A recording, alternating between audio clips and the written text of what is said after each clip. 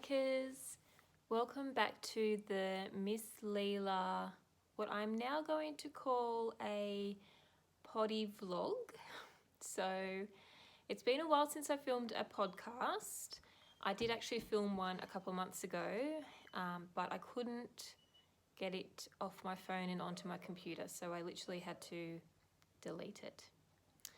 So having spent 2 hours filming that podcast, which is why I couldn't get it off my phone, I realised that I needed to go about doing this or sharing what I'm making with you in a different way, because it's just not viable for me to spend 2 hours sitting and recording and then another hour or more to edit, and then it literally sometimes would take 48 hours to upload the video to YouTube. So I decided that I needed to go about this in a different way. And lately I've been watching the Sorry Me podcast with Rachel, and well, she calls it a vlog. And I really liked the format that she uses. So she does sit down and sort of film a podcast bit and talks about what she's been making and that sort of thing, but she fills it with a lot of just snippets of video throughout her day, what she's working on, her garden, and I really enjoyed it. I really enjoyed that format. I also really enjoy Katie from the Katie, oh, I'm blanking now. Katie Green. I'll put it, it'll be in the links, but Katie Green's of the Green Pea Pod, Green something. Green Bean of the Green Bean podcast. I really like her format too. She sort of, she sits and she films, you know, us chatting or me chatting to you. But she intersperses videos of like her walks on the moor, or of her actually creating, like doing her illustrations. And I really find that really interesting and also really just relaxing, especially because obviously, like a lot of us, when I'm watching a podcast, I'm doing my craft. So this is now called a Poddy vlog, and it's going to be more of me talking to you a little bit, but a lot more just clips that I film. And that's going to be new for me because I have to get into the practice of actually filming. So sometimes I just whatever I'm doing, whether it's making or whatever I'm doing, I get so involved in it that I don't even stop to think I should take a picture of that, or I should film a little bit of that to share. So it'll be a bit of me trying to get into the habit of doing that, and then cutting all the little videos together. And you might be able to tell that I'm trying really hard to look at the little camera dot on my phone and not look at myself on the screen, and I hope that means that I'm looking at you a lot more than previous podcasts. Okay. So how have you all been? I hope you've been really well. This year, I don't know where this year has gone. I can't believe it's September. It has flown by since launching the Maker Stash early this year. And I have been just so busy with that. A lot of the making that I've been doing is for the Maker Stash, in terms of making lots of samples, testing the shapes, cutting them on the machine and testing them to make sure they're cutting exact, and working out all of the packaging, and then building my shop, my website. That was a big learning curve. And I did my first quilt show. I've ended at my first quilt show at the end of July, which I'll put a little bit of footage of that in here. Yeah, it's been jam-packed, and the end of the year I think is probably going to be just as busy. So I'm not sure, you may remember, if you're a previous viewer, that my word for this year was balance, which I'm going to be honest has not gone too well. I could not say that I have found balance in my life at all. There are things that I have implemented that I think are pushing me towards balance, but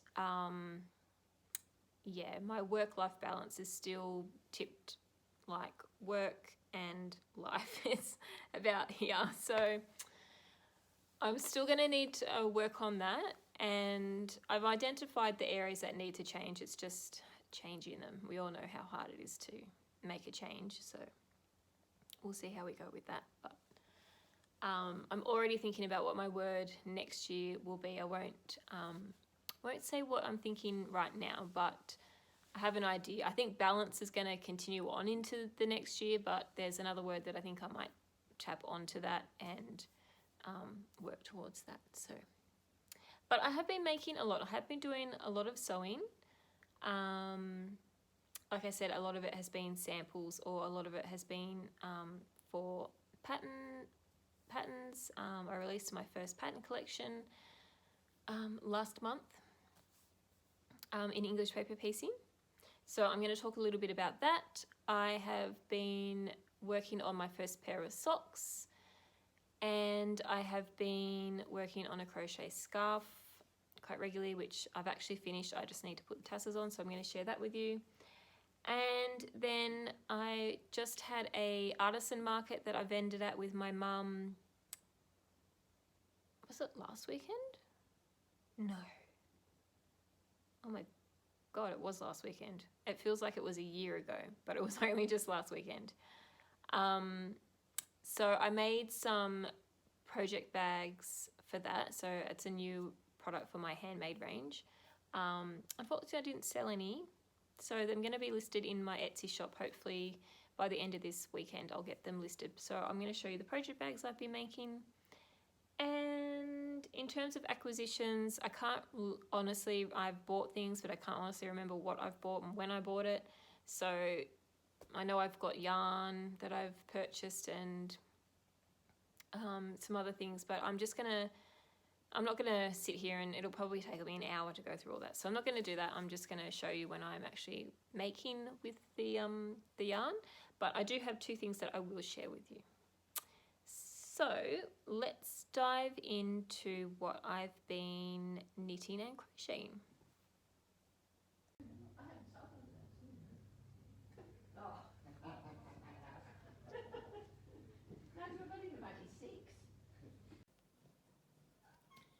This, my making friends, is what the aftermath of having a market stall, or in this case, a stall at a quilt show, looks like.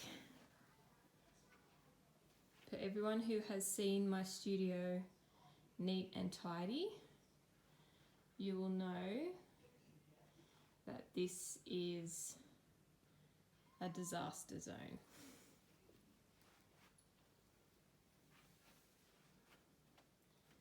All my quilts are off the wall. My pile of ironing that hasn't been touched.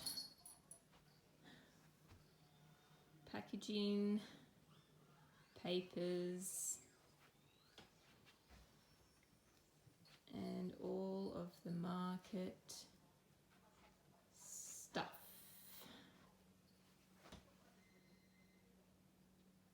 So what I should be doing now is putting my pattern collection on the website, but I really can't stand working in this mess. And this morning, Matilda and I went to IKEA, got myself a new office chair, and I have a bookcase I'm going to bring down and put in this corner here to put all of my paper stocks in. So what I really want to do is get cracking, get this tidied up, cleaned, nice big spring clean, and reorganize. So that's what I'm going to do. It is Friday night and I am ironing. Thrilling, hey? But I have podcast on. I've made progress with the tidying up of the studio. I have my new storage all set up, which I'll talk about later. My mini quilts are back on the wall. And the reason why I'm doing my ironing is because that looks unsightly. And since I'm tidying and cleaning everything up, that has to go. Friday night stitching on my scrappy hexagon quilt. Watching Gardening Australia. Tilly's tucked up in bed. And my husband is away on a golfing trip. So I get free reign of the TV, which rarely happens. These are meant to be much more productive. You get a lot more asparagus spears. I've also got some heirlooms like this one. So while this looks like a random scrappy quilt, it is scrappy, but it's not entirely random. I actually audition which hexagon I'm going to put next. And my method is that I like to pick out a contrasting colour or a similar colour and use it in the next hexagon. So for example, you can see there's a bit of a story here happening with blues and green and red. May not necessarily be everyone's cup of tea. There's no denying that Meet the hyperaccumulators. What you're looking at are X-rays of plants that grow in soils laden with heavy metals. And I'm listening to you, and I'll be behind you and I will be behind you in exercise class. In a matter of 2 months. All right, I'm going to finish this row and then I'm going to... Fill up there and on that field up in that corner. I haven't played for a couple of weeks now. Missing in action. Too much to do. I made a pair of freebie socks. Well, I ended up with... So my knitting is going slowly, but it's going really well and I really enjoy it. I just need to, again, balance, find more time to put into it. But I've been working on my first pair of socks and I can't remember now when I started them, but I feel like it was months ago. But I have a finished sock. Look at that. It's a sock. Now don't forget, I only started to learn to knit again because I have tried to learn before, but I only started to learn again at the, I can't remember, sometime earlier this year. Actually, no, I started learning late last year. See, things take me forever just because I'm so busy. I really need to quit my job. My sock. So this is Fiber Lily yarn in, I'm pretty sure it's called Carousel. Look at those beautiful mint and jade greens. Oh, I almost lost my ball yarn. So I'm using my mum's vanilla sock pattern because mum and I have the same size feet. And she made me try on a pair of her socks and they fit perfectly. So just using her pattern. So I've got a 1x1 rib, and then I believe this is a heel, flap and gusset heel, and then I did a Kitchener stitch toe, which my mum was super impressed with.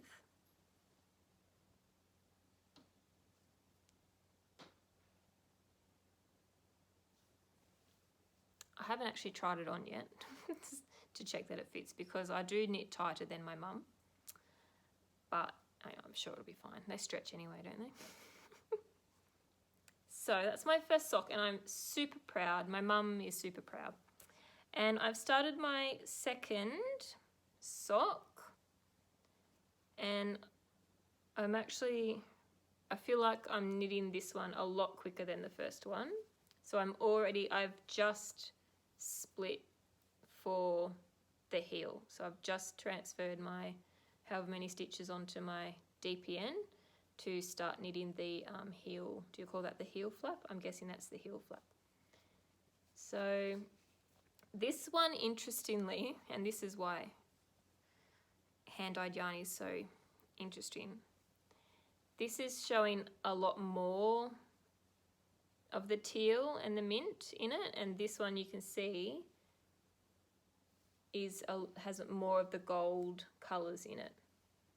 Isn't that cool? Like, it's the same yarn, but you can tell how like different they are coming out of the skein. But it's the same yarn. It's very pretty. So I'm really enjoying knitting on them. Show you close up my stitches. So I'm quite a tight knitter, which does give me, I feel like, a very neat stitch. So I'm very proud of myself. So they're my socks.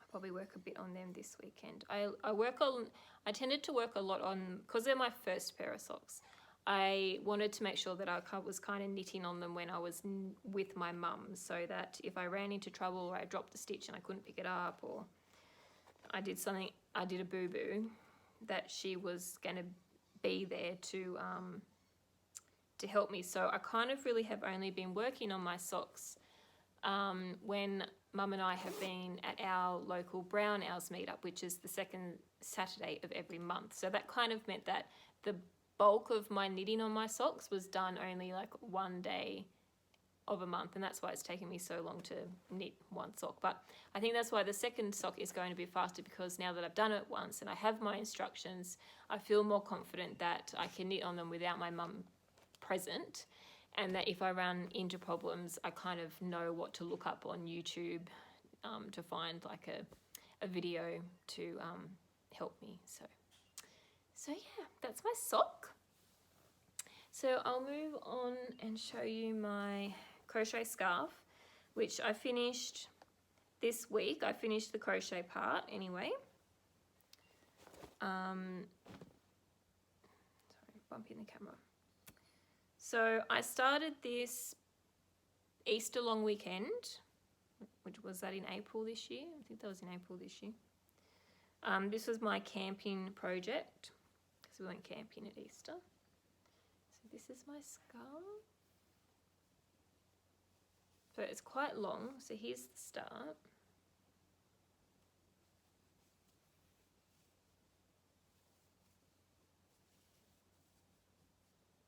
So I wanted it to be quite long and really cozy. And I like to be in the habit of weaving my ends in as I go, but I've intentionally left them because I'm going to put tassels on this. So I'll put it on.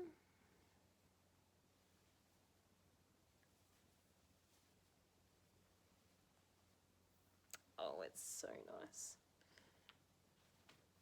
Look at that.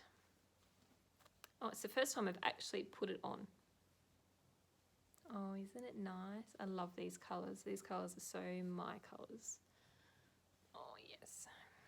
It's actually supposed to be 30 degrees here today, but it's maybe getting close to that outside, but inside my house, it's still probably only like low 20s.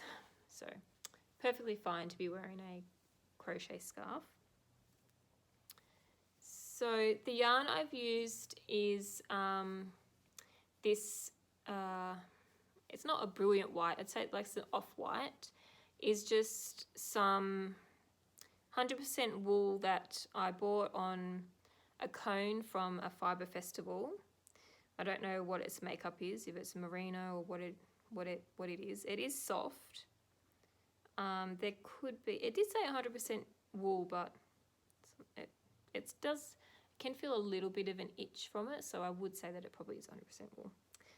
And then I've used 3 indie dyed yarns. So the blue one is a Fiber Lily yarn that I was given. I think it was actually part of a sock kit. So this one, and it's from Beach Kit by Fiber Lily. So I don't actually know what the individual colour is called, but it's a really pretty soft aqua colour. It's a bit more green aqua than what's showing on the screen there. Then this variegated one here is another Fiber Lily yarn. I do love Fiber Lily yarn, which is this one. And this is Heartwood on her Swish sock base. That's pretty. And the last one, the more tonal, solid, deep, dusty rose colour, is this one, which is a Hedgehog Fibres sock yarn in colour Dusk, which is looking a lot, it's pretty close to colour there. It's looking a lot brighter on the screen. It's a bit more muted, but the depth is probably pretty right. So that's really pretty. So the pattern that I used, I do find it difficult deciding on patterns to use. Like, there are so many gorgeous patterns out there, and my head just spins sometimes because there's so many on Ravelry. I have heaps of patterns pinned on Pinterest, and I just look at my Pinterest board and go, I get overwhelmed, and then I don't end up starting anything because I get overwhelmed. But I used the Granny Stripe Scarf pattern from Pearl Soho, which is a free pattern online, and I'll have a link to it. And I just basically, I didn't use the yarn that they recommended, obviously. I was using yarn from Stash. But I basically just wrote out the instruction part that I needed, and then I did my own colour coding, and then I kind of did my own sequence chart. And I ended up doing a whole extra repeat.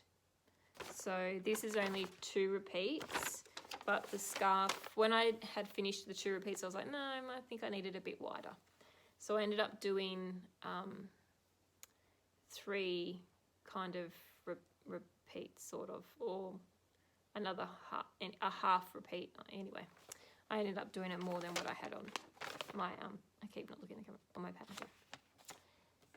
But yeah, I'll put all that information. I'll do a project page on my blog for this scarf when it's completely finished, and I'll have the details of how I did mine and stuff. But it's so pretty. I can't wait to have the tassels on the end. It's going to be so nice with tassels.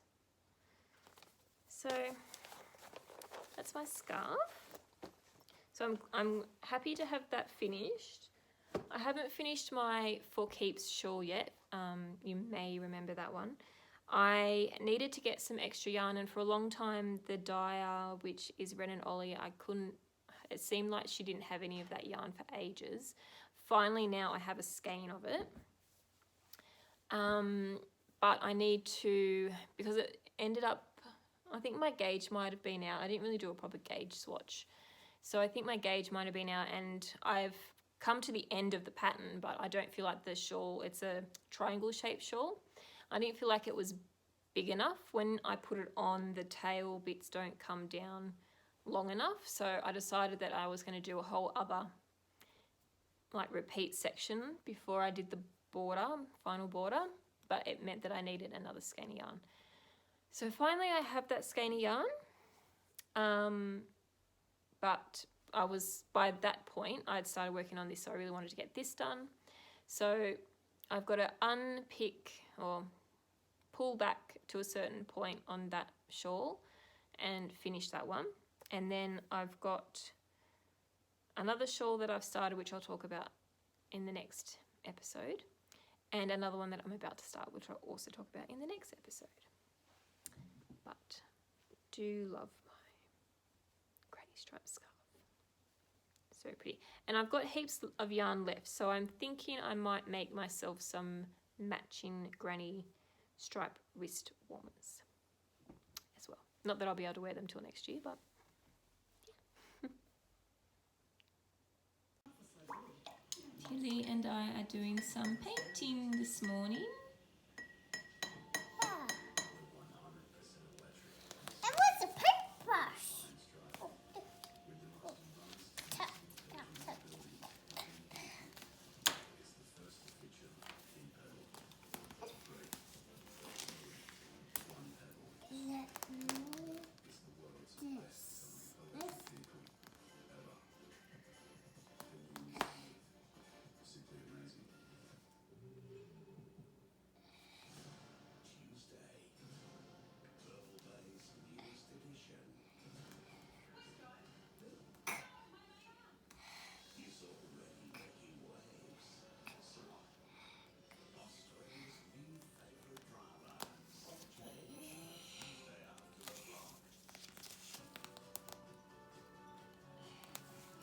Gonna be. What's it gonna be? Look at that. Everyone.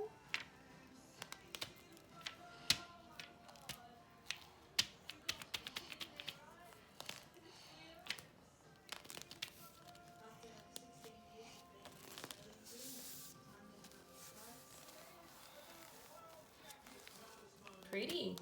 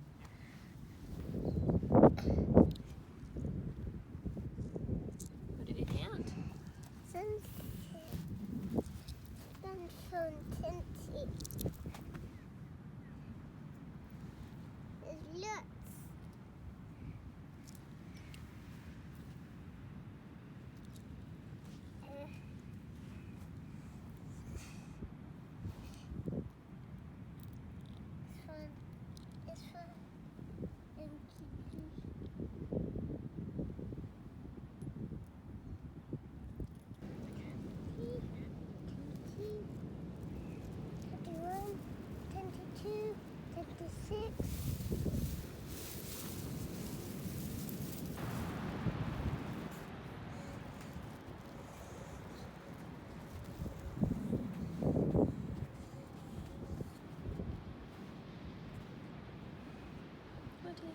Wait.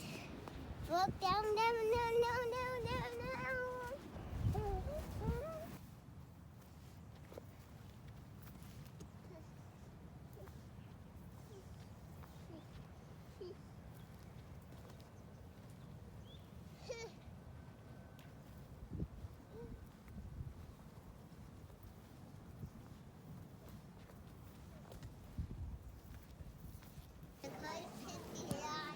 Yeah, look at the pretty lights.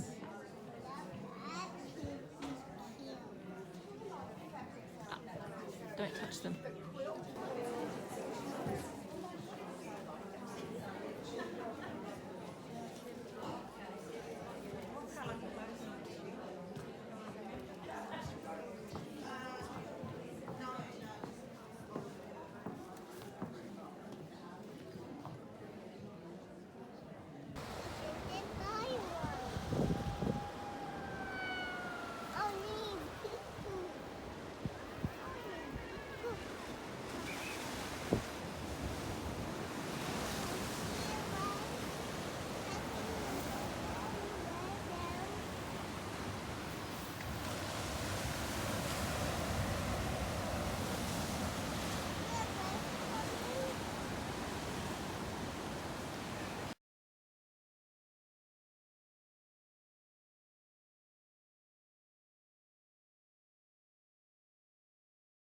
Oh.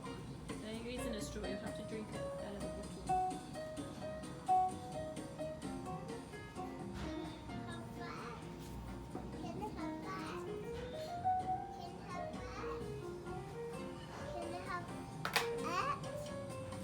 Can I have that? Just wait, Tilly.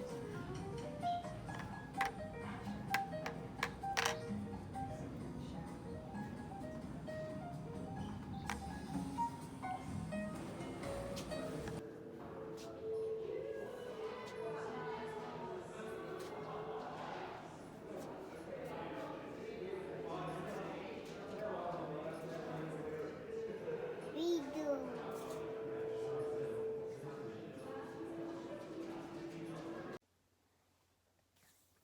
Okay, so now I'll move on to what I have been sewing. As I said in the introduction, most of what I've been sewing has been samples for the Maker's Stash, for the photography, to have on my booth when I'm vending at shows, to show people the different sizes of the shapes that I carry made up and how they work with other shapes. So I've been doing a lot of that, and I'm not going to show you all of them because we'll be here till next Sunday. But I have a couple of things that I will show you. So actually I'll start with, oh, sorry, I bumped the camera. Maybe what I'll start with is, I'm just mentally thinking on the camera here. I'll start with the Time for Tea collection.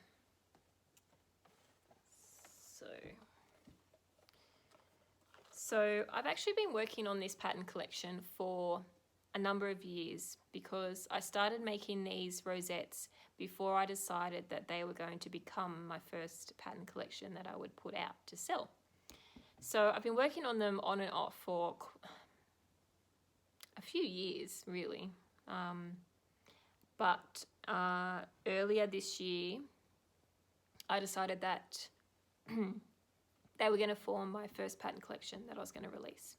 So then I really knuckled down to get them finished, and I've also started some variations on them in terms of the fabric, and draft the pattern and write it all up and release it out into the big wide world, which was scary.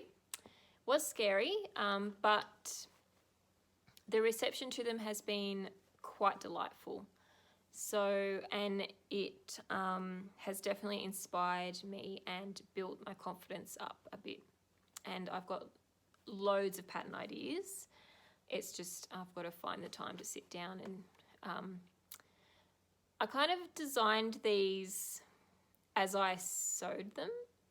So the way that these started out was I picked 4 shapes. So they consist of hexagons, jewels, equilateral triangles and 60-degree diamonds, and they're all 1/2 inch in size, the shapes. And for me, this pattern collection started with me just experimenting with sewing these shapes together to form the rosettes. So that's how this collection was designed, literally by me just playing around and sewing, which I do tend to gravitate when I'm designing things. That's the way that I do tend to gravitate. I kind of have, sometimes I have an idea in my mind. Other times I'm inspired by a picture or a traditional quilt pattern that I want to make smaller or make with a modern twist. Other times I go straight to the computer and draft out graphs using the shapes, but this one happened very organically. So I'll show you each of the rosettes. Like I said, they are available in my the Maker's Stash shop, which I'll have a link to that shop in the comments below. And I'll grab one in a minute. I'll actually grab one of the printed out copies of the pattern to show you the sort of format of the pattern. But essentially they're listed in the shop as a digital PDF pattern, and then you can purchase just the pattern on its own or the pattern with a paper kit, and then the paper kit gets posted out to you, which just contains enough papers to make one rosette. So I'll show you the rosettes. So this one is English breakfast tea.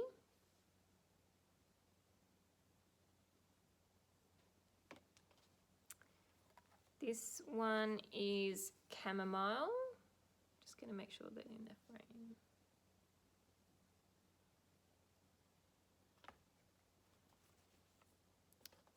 This one is rose hip.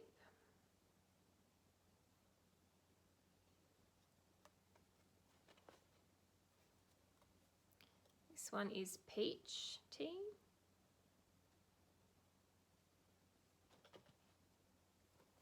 And we have Earl Grey tea.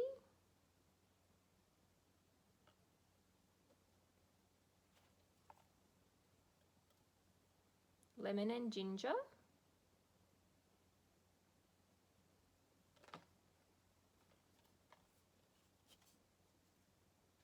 Berry tea.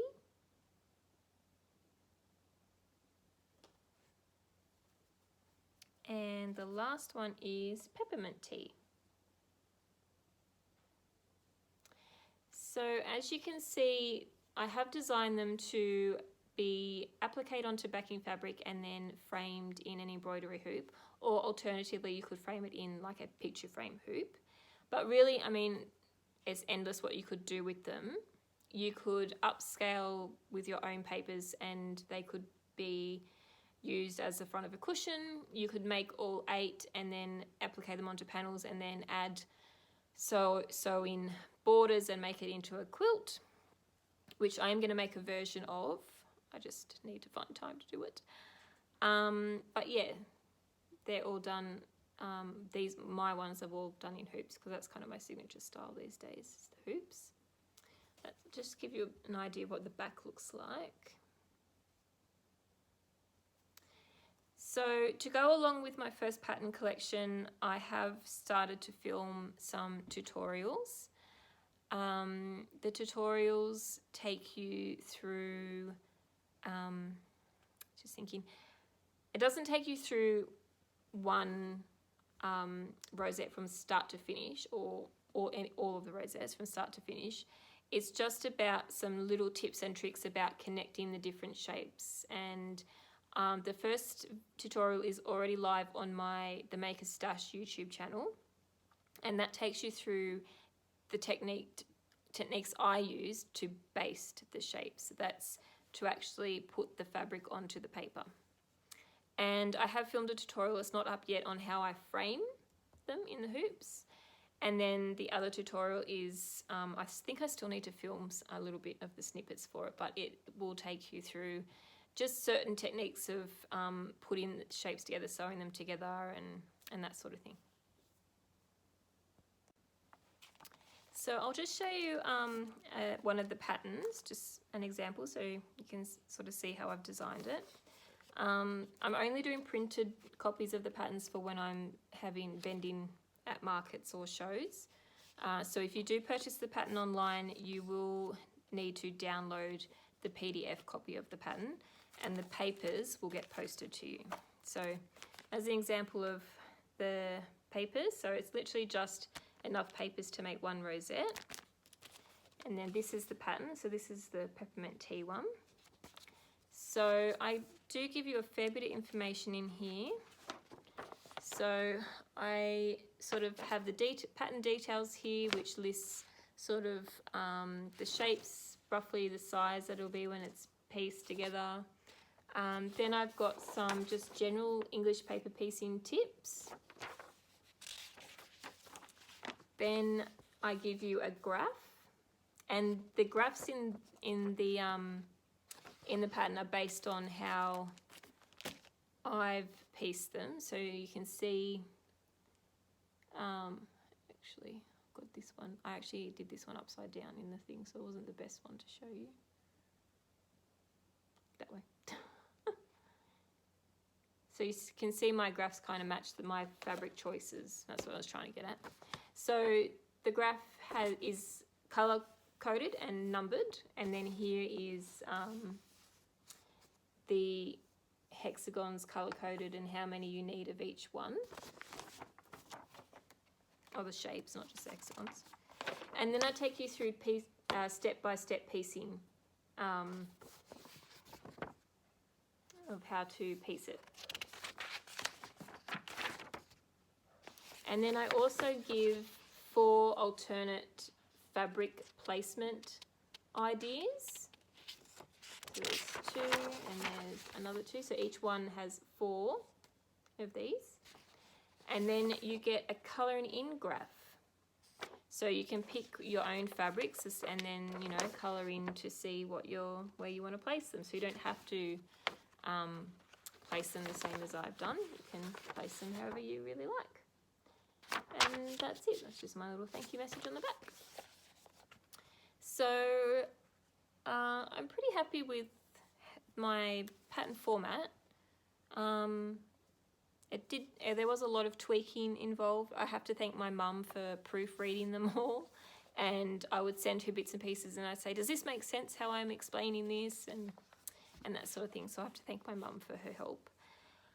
But I'm super proud of them, and it was a big learning curve, and I'm super excited and inspired to get more patterns out there. So yeah. So having said that, moving on to patterns in progress, or PIPs as Sandra from Cherry Heart Podcast likes to call them. My next pattern collection is going to be my Hexie Hearts pattern graph collection. So I've been busy making a whole heap of Hexie Hearts in different size hexagons, and the pattern is going to include the graphs to all of these. So far what I've got is 1/4 inch, which I know might be scary for some of you, but it's not as hard as it looks. These are all made with Liberty fabrics. So the 1/4 inch graphs, there's going to be 2 sizes. So this is my mini and my large 1/4 inch one. Then the next size up will be 3/8 inch, and again there'll be 2 sizes. So there'll be a small heart and a larger heart. And then the next, actually I've got 3 sizes in the 3/8 inch. I've got small, medium and large.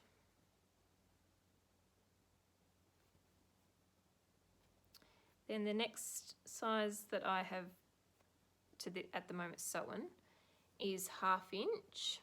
So it's a small 1/2 inch and a large 1/2 inch. And then I'm just going to have one size for 3/4 inch. This one's, as you can see, is the one I'm working on at the moment. It's not finished yet. And then I'll have one size for 1 inch. And I'm designing all of these graphs to suit embroidery hoops.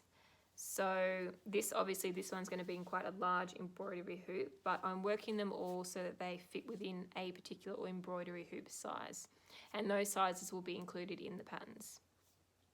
So the other size Hexies that I'm also going to do Hexie heart graphs for are 5/8 inch and 7/8 inch, and I think that then covers the whole general spectrum of Hexie sizes that I used in English paper piecing.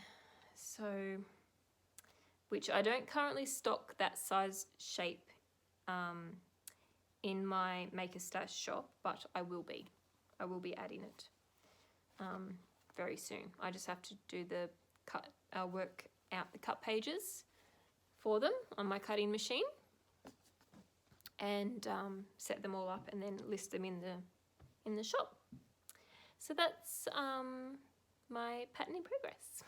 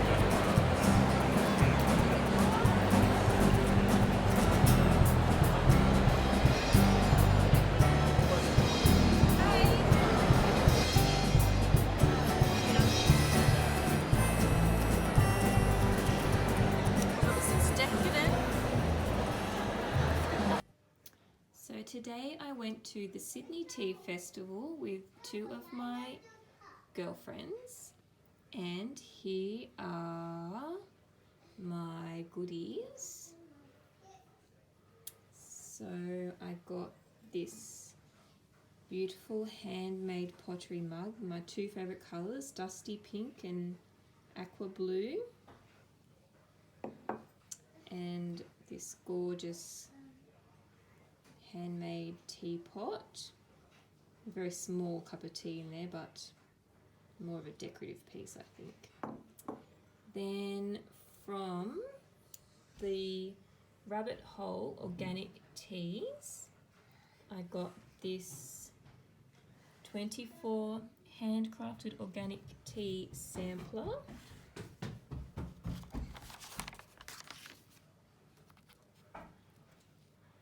All these teas. It's a little brochure that tells me what they all are, so I'm looking forward to sampling those. And from them I also got this one, which is a green tea, and I don't normally like green teas, but I tasted this one. This was really nice, strawberry gum green. So I got that one. This is their little brochure. And I also got, I'll have to take this out, an organic tea bar infuser. I'll take that out in a minute. And then I got this one, Tea at Pemberley, strawberry cream blend, and it was delicious. and you could definitely taste the strawberry cream in it. Then I got some lovely macaroons, which I look forward to tasting later. And then this was the first one that I tasted, and this is called Stone and Grove, and it's actually tea made from olive leaf, which is supposed to have, It's me. is Tilly, supposed to have really great antioxidant benefits from the olive leaves. So I got women's health, immunity and energy. So I got those ones to try. And then I got from Literati, I got, this one is called Beatrix Potter, and this was really tasty. And I got the tote bag with it, and I got this cool little tea bag in Tea Infuser, and this is their brochure with all their flavours in it. And so you can see they're all named after authors, and they do, I'm going to have a little read, but they do these literati tea boxes, and they also do tea subscription box, which I'm going to have a little read about and see what that's all about. So I'll just open up and show you the tea infuser. Okay, so here's the tea infuser. So it's a glass tea infuser, and it has this little felt sleeve. So I've been thinking of getting one of these to try, because especially at work and when I'm at home working, my tea goes cold so quickly because I'm so busy drinking it. So I really wanted to try one of these to help, you know, keep my tea warm longer. So yeah, so I got that. So that's my spoils from the tea festival, and these are just some brochures of other ones that I sort of tried but I didn't buy anything, so just so I can keep them. You have some tea, Tilly? Yeah. So it is Friday night, and I'm sat at my crafty corner watching podcasts, and I'm just sewing or appliquing the last of some pin cushions that I'm getting ready for the Artisan Market that I'm doing next weekend. So I've got 2 more to go. Over here I've got a pile of ones that I have finished. There's a few there. So this weekend, after I've appliqued them, I will be sewing them up. Got my cup of chamomile tea, little macaroon, and of course, trusty chocolate.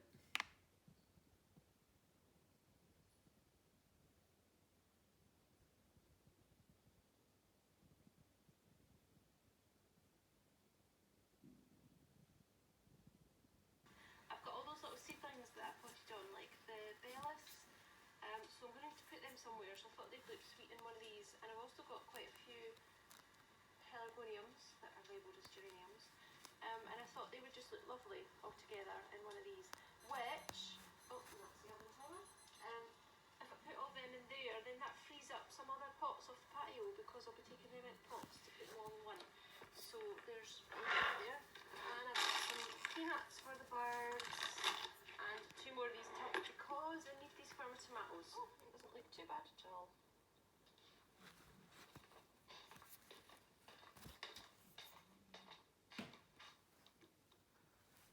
Well, that is the end of a very busy Monday. Joshua's getting a shower just now. While I was in the sewing room stamping the paper, Joshua came along and he offered to make up one of the boxes for me. and he ended up making all of them. So that's another job done for me, which feels great because I never have anyone else to delegate jobs to. So that was really, really helpful of him to do that. So they are now all in a big stack in my sewing room. Oh, we're getting there, people, we're getting there. I should also say that although I'm not going to be doing a lot of work over the summer holidays, my shop will be open the whole time. And there's usually always stuff in there. A few strawberries have been nibbled, so that is not good news. Okay, I'm just going to whizzle this up.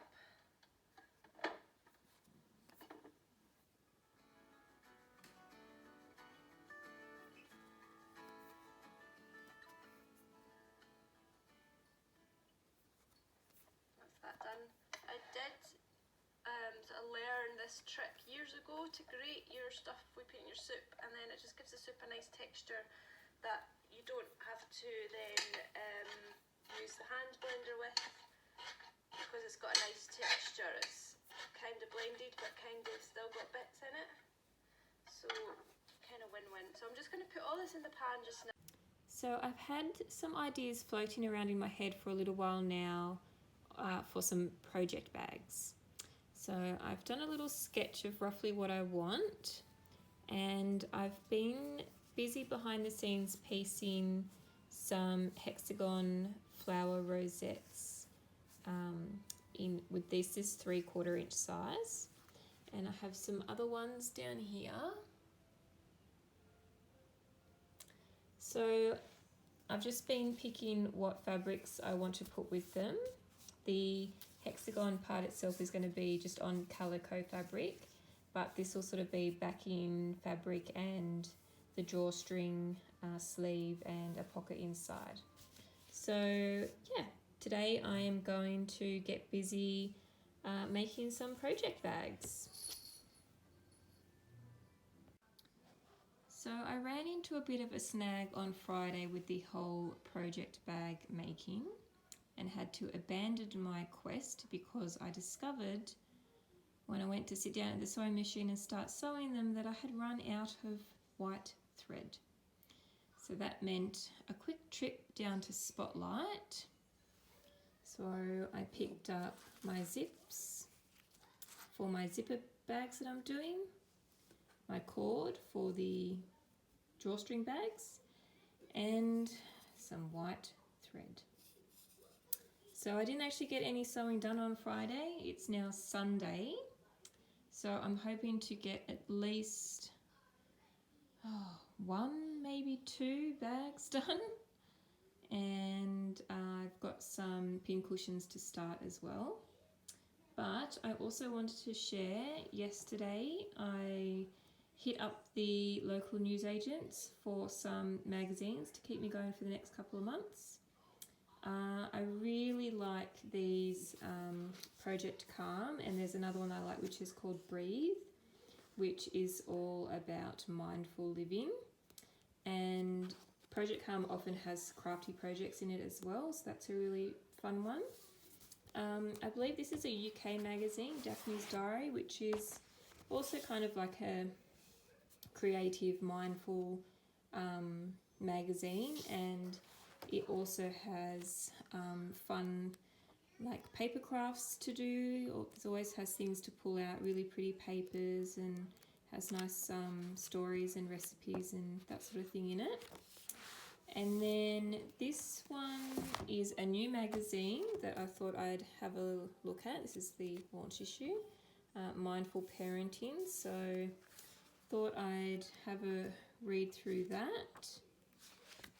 Then another new one I picked up is this Australian Permaculture one. So I've really been thinking a lot the last couple of months about our footprint on the environment, and I've begun the quest to reduce plastic and waste. And I'm also so keen to start getting a vegetable garden going in our backyard.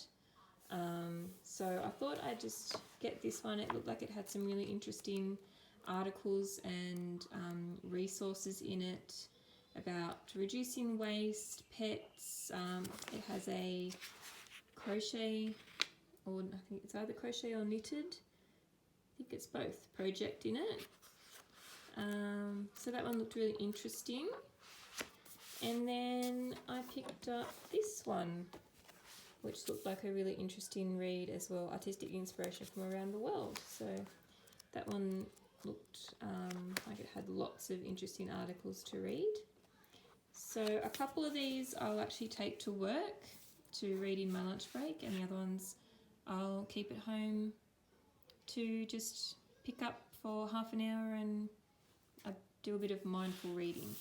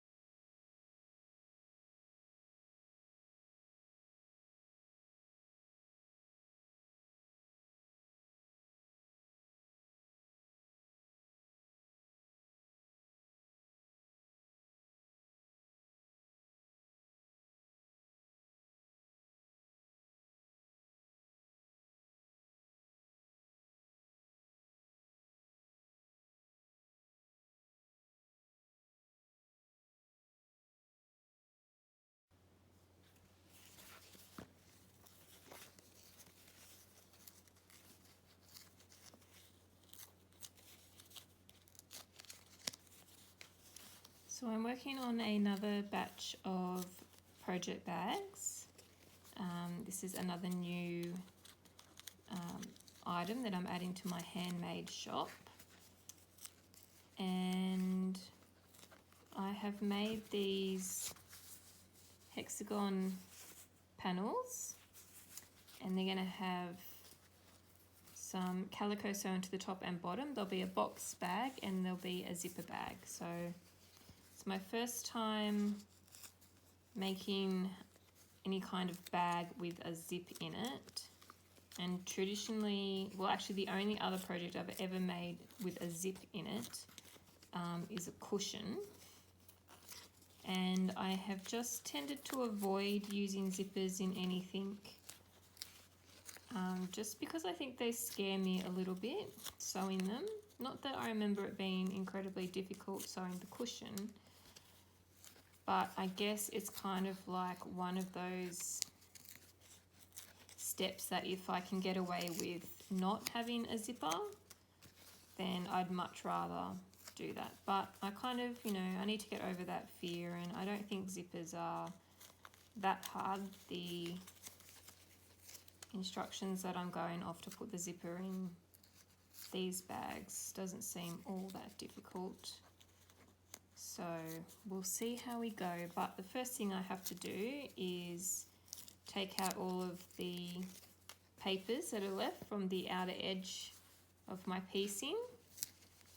So I have 5 of these types of bags, and I'll be taking them to the Artisan Market that I'm doing, which is Saturday the 31st of August, which is, at the time of filming, is next Saturday. And then whatever I do not sell at the market, I will be putting in my Etsy shop. So if you see anything from this blog that you like, do go and have a look in my Etsy shop. The link will be below. And you just never know your luck. There might be something there. But I'm not doing custom orders at the moment just because I don't really have time to commit to custom orders. But I am going to try and sort of have more semi-regular shop updates with handmade items. It's just trying to find the time at the moment, running my second business, which is I just started this year, the Maker's Stash, working full-time 4 days a week and trying to spend time with my family and trying to do some decorating around the house and work in the garden, and there's a lot going on.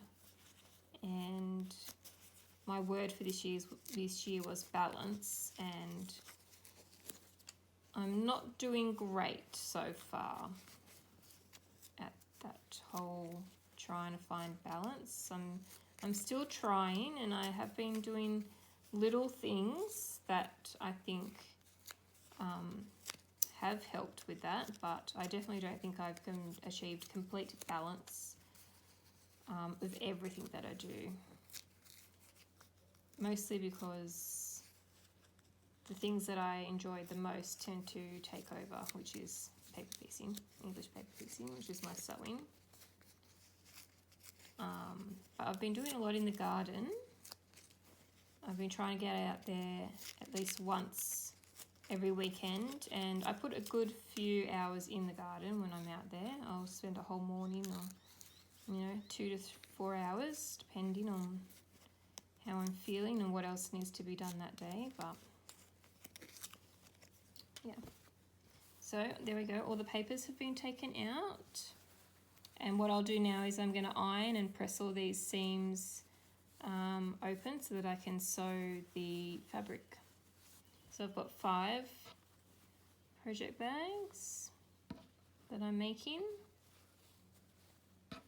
which I need to try and completely finish this weekend.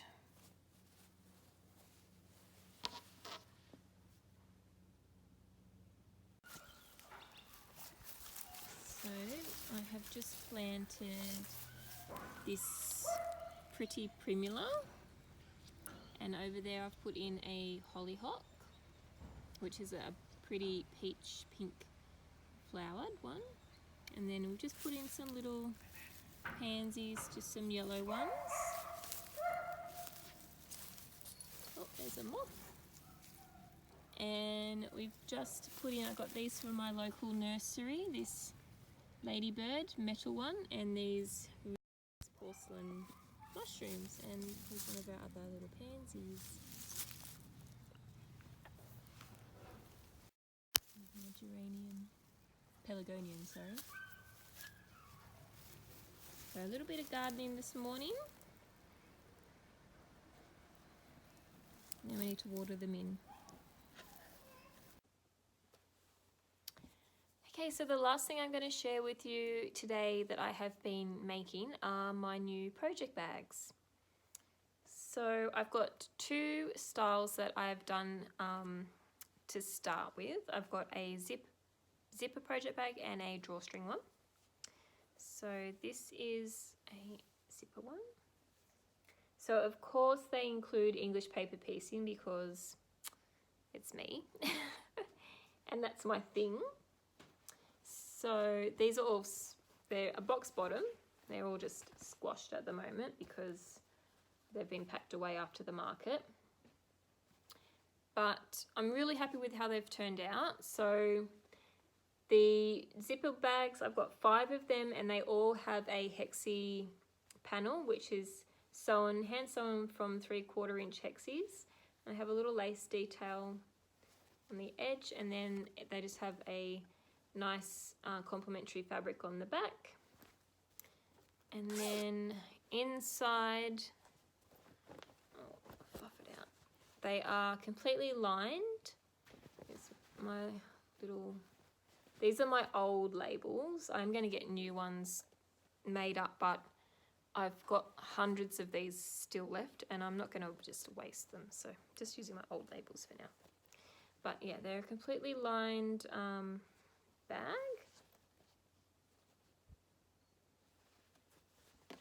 And I just used calico fabric for the top and bottom. And yeah, I'm really pleased with how this size came out a bit smaller than I had anticipated, but it's a perfect sock project size bag. So I've got that one. And I have this one. And this is the back. And inside this one, the fabrics inside are generally pretty plain. This one just has a plain blue that still coordinates with the hexagons in there. Small label. Yep. So that's that one. And this is a pretty one. This one. It's the back. And inside, this one has the blue fabric again.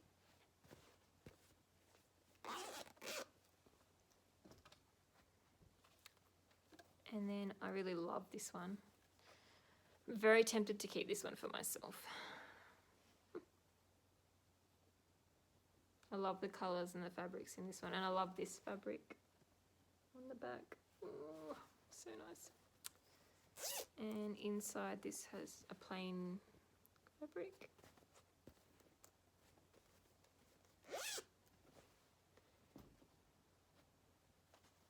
Just listening to the wind is starting to pick up outside. Yesterday I got 2 text messages from the bushfire, the rural bushfire brigade, saying that weather conditions today were going to be catastrophic for bushfires and to take heed, basically. It's only what's the date today? I think it's the 6th of September, and today we were supposed to have 30-degree weather, so hot, and it has been really dry. We didn't get much rain at all over winter. We had a rain a couple of days last week, some like decent-ish rain, but it is still so bone dry. And yeah, I'm just, now the wind is just starting to pick up, so it's been quite a nice day up until now, but we'll see. Hopefully there's no bushfires. You know, most of them are caused by people starting them too, which is just makes my blood boil. But anyway, so this is my last zipper one. This is pretty fabric on the back, isn't it? And inside this one is just a really nice little stripe fabric. So they are going to be listed in my Etsy shop, which I'll put a link to below. And then the other bags that I made are a drawstring bag with a double flower motif, scrappy hexagon flower motif. So I've got this one, and for this one the hexies were all pieced together, but I just did a really simple machine applique on the bags. So that's the front, and on the back they've got a complementary fabric, and then they're fully lined on the inside. They're box bottom, so fully lined on the inside, box bottom, drawstring. So again, they're good small projects, or like a sock or hat project bag. So there's that one. And I've got this one. And then the back fabric, it's so pretty, the back fabric. And fun pink stripe fabric. That one. And this one. And the back. And inside this one has a fun little spot. This one's pretty. This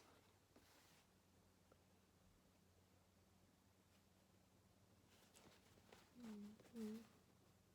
Pink. And inside is this pretty floral pink floral fabric. And last one.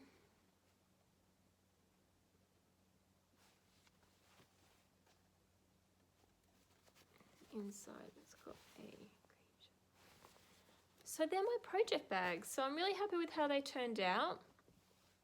Another learning project for me, because I made a library bag, which I'm not sure if I've shared on a previous pod. I think I may have shared it on my episode that I had to delete. So maybe if I remember, I'll show that next episode. But I made that early this year, and it was the first bag that I've sewn. I have sewn bags in the past, but a long time ago. So this is my first time making a drawstring bag. So I did I used 2 patterns as a guide, but I sort of used my own measurements. So I'll put links to the patterns that I used in the show notes as my guide. And same for the zipper one, I used the same pattern guides to make them. I just made up my own dimensions in terms of the size of the bag. It was more about following the technique and these steps to create them. So yeah. But I'm really happy with them. So they'll be going in my Etsy shop. I just need to take photos. Hopefully this weekend I'll get the photos taken and I'll get them edited and listed up on the website. Hopefully by the end of the weekend, but no promises. This podcast, Poddy vlog, will hopefully be up. Because it takes about 48 hours, I'm hoping it'll be up by like Sunday, some point on Sunday. I'm hoping this Poddy vlog will be live for you. So not long after that, hopefully the bags will be in my Etsy shop, and there'll be a link to my Etsy shop in the description box below.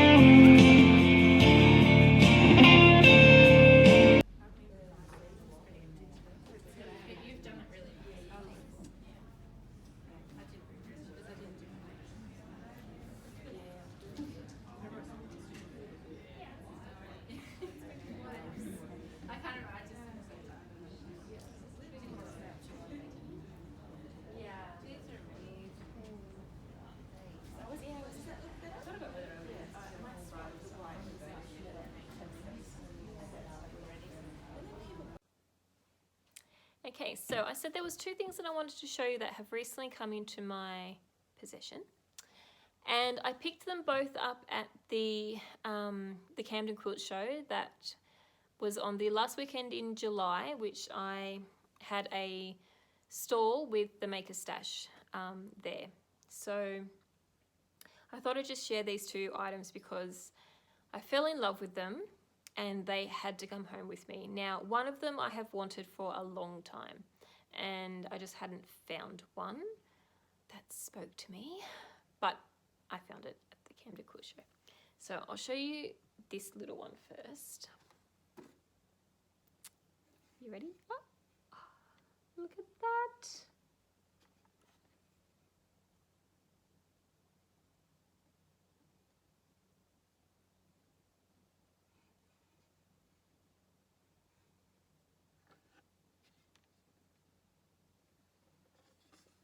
Isn't it just the sweetest thing?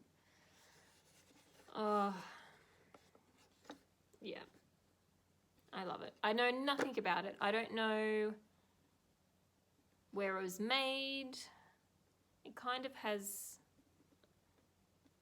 I don't know. I don't even know how to describe it. It's very folk to me, so I don't know if it's like folk, like, I don't know, Scandinavian kind of folk, or if it's Indonesian kind of folk art, or I don't know. But I saw it, it called to me, it said, Leela, take me home.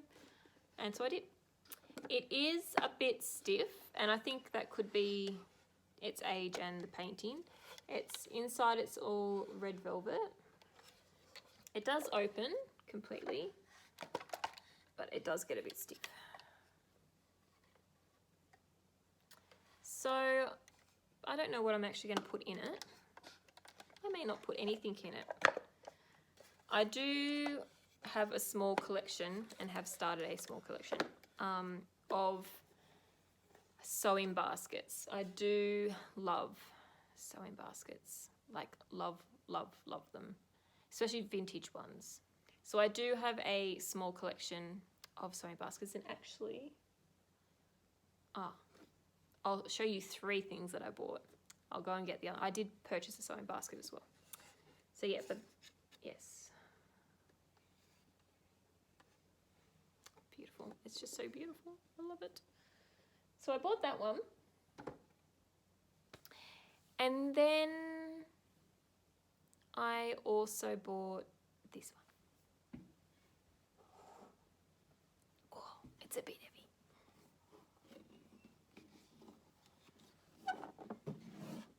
Ta-da!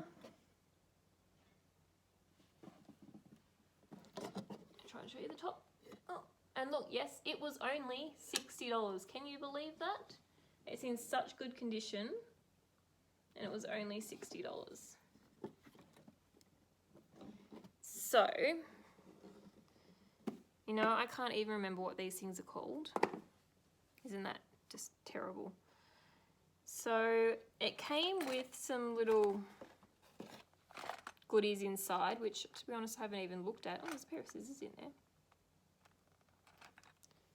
The tape measure's cool. Green tape measure. I haven't even really looked at them. And, of course, it completely opens. I'm going to show you. Oh,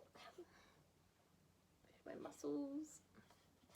Inside, it just has this like laminates looking like faux wood contact stuff stuck to the bottom.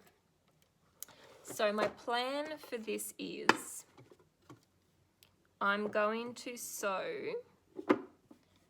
some English paper piecing panels, and I'm going to put them in the bottoms of the trays and in the underside of the lid. So I'm definitely going to use Liberty fabrics because it's my new love, Liberty fabrics.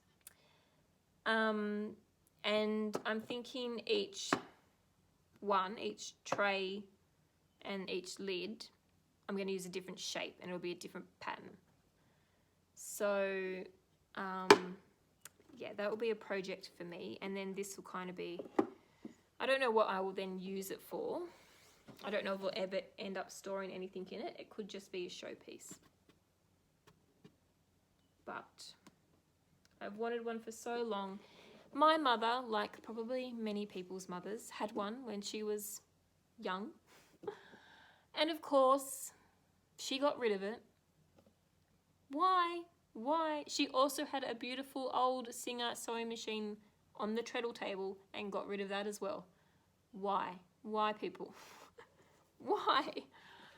But I have one now, so I'm happy. So, the other little thing I bought, I'll just quickly go and get it.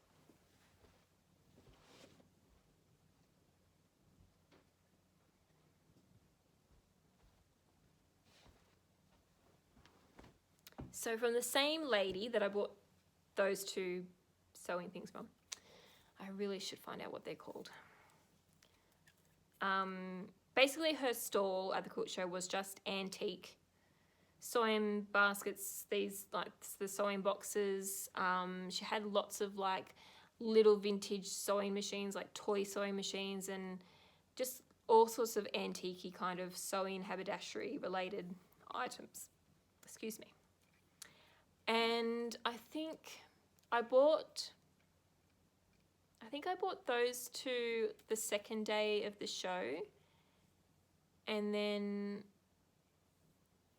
I went back on the last day because I'd seen this the previous other two times I'd checked out her stall, and it was still there on the last day, and I was like, well that just says it, doesn't it? But it's still there. It's because it's still there for me. Isn't it so cute? And it's in perfect condition. It even like still has its original little toggle to keep it closed, which is quite rare to find one that has that. And inside it's just in perfect condition. It's clean. Like so many times when you're buying the vintage, especially the cane, like the wicker baskets, they've got, you know, like mildew growing in them and like mold in them and stuff, but it's in such good condition. I don't know if that's because she's done a really good job cleaning it or it's just been kept really well, but so stinking cute. So I do like to use baskets for projects. I like to keep my EPP projects in either little baskets or little bags or little, like I've got a little suitcase at the moment I'm using for one of my projects. So I do like to keep my projects. But yeah, that just had to come home with me as well. This is another one that I have. I'm just going to show it to you because it's in arm's reach. So this is an example where obviously I don't know what's going on here. This I think is not original. They've just used some black something. I don't think it's original anyway. But then maybe it is because it's what it's like on the back there. And it's not the most attractive, but what is really gorgeous is the top of it. So that's another little one that I have. It is storing yarn scraps. Oh, and this one has a little, so cute, little like, little thing on the top. These yarn scraps I kind of use in my styling photos. So, just got yarn scraps in it. But yeah. So another sewing basket to add to my collection. Okay, well I think that's all I have to talk about today. I'm now going to cut all the other little snippets of video that I filmed over the past month. It was my birthday month in August, so I did get up to some fun things and I did take some video. So I am going to cut that in between these talking parts, and I really hope you like the new format. It may take some tweaking on my part, and again, like I mentioned, I just need to get used to the idea of picking up my phone and filming things as I'm doing them or as something interesting is happening. So yeah, but I think this is going to be a lot easier for me, and hopefully it's going to be enjoyable for you. So do let me know if you like the new format. If you're a returning viewer, thank you so much for coming back after such a long hiatus. And if you're a new viewer, thank you so much for your time today. And if you enjoy what I'm sharing, please subscribe and give me a thumbs up if you like the video. That would be lovely. And if you have any questions or you just want to leave me any comment, please do. I love interacting with the craft community. So yeah, I think I'm going to leave it there for now. And I think going forward that these are going to be a monthly Poddy vlog. So the next one won't be till the end of September / start of October. Just because, yeah, I think it'll be easier. Well, we'll see how we go. I may upload one halfway through the month. I just playing it by ear. Not too sure. Not too sure how it's going to go. For the rest of the year, I'll be focusing on pattern writing. And in terms of making, I now have to sort of switch gears and focus a bit on making some handmade products for the Etsy Made Local market that is at the end of November. So I will be popping things here and there into the shop as well, my Etsy shop, but I will be focusing on making, it's kind of my big market for the year. So I'll be doing that, and yeah, see how we go. There's lots of things in the works for the Maker's Stash as well. Obviously some new patterns. I'm not going to be releasing any new shapes for the rest of the year because I'll be focusing on patterns, but next year there'll be new shapes coming to the shop. And next year I hope to be getting out and vending at more quilt shows and craft fairs. So that's where I'm working towards. And my ultimate dream goal that I'm working towards is a bricks and mortar shop for the Maker's Stash. So yeah, you can follow on the Maker's Stash journey. I'll put links to my Instagram, Facebook. There's also a Maker's Stash group, Facebook group, and my website, which has a blog, which has been severely ignored, but I do have ideas for that too. So yeah, so busy. This is why there's no balance in my life, because there's just too many things that I want to do, too many things that I want to make. I have too many goals for my businesses. Yeah, that's me. All right, until next time.